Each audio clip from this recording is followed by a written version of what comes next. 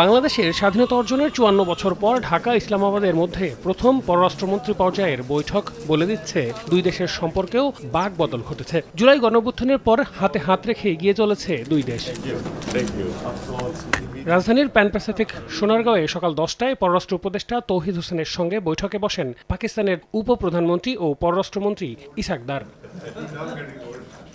এরপর হয় প্রতিনিধি পর্যায়ের বৈঠক। আলোচনা শেষে দুই দেশের সরকারি ও কূটনৈতিক পাসপোর্টধারীদের ভিসা বিলোপে একটি চুক্তি হয়। এছাড়াও স্বাক্ষর হয় ৫টি সমঝোতা স্মারক। বৈঠক শেষে গণমাধ্যমে নিশ্চিত করেন পাকিস্তানের পররাষ্ট্রমন্ত্রী নিজেই।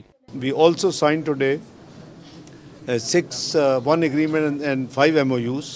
Total 6 documents have been signed.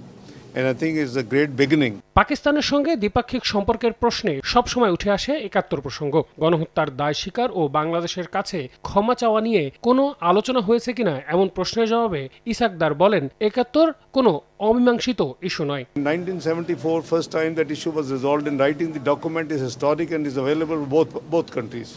And after that, General Musharraf came here in a very open and candid manner. He actually addressed that issue. And I think between a family, between brothers, once this is done, even Islam tells us to clean your heart. পরে এই দ্বিপাক্ষিক বৈঠকের বিষয়ে পররাষ্ট্র উপদেষ্টা foreign service একাডেমিতে সাংবাদিকদের brief করেন। দুই দেশের মধ্যে বিদ্যমান যে অমীমাংসিত বিষয়, ঐতিহাসিক বিষয়গুলি আছে, সেগুলি নিয়েও আমাদের মধ্যে আলোচনা হয়েছে। বৈঠকে দুই পক্ষ বাণিজ্য সম্প্রসারণ এবং বিনিয়োগ বৃদ্ধির প্রয়োজনীয়তার উপর জোর দিয়েছে। আমাদের বাণিজ্য ভারসাম্য আমাদের দুই পক্ষে, সেটাও আমরা উল্লেখ করেছি। এর আগে শনিবার ঢাকায় পৌঁছেই বিএনপি, জামায়াত ও এনসিপি নেতাদের সঙ্গে আলাদা আলাদা বৈঠক করেন পাকিস্তানের এই উপপ্রধানমন্ত্রী। আল আমিন তুষার, সময় সংবাদ, ঢাকা।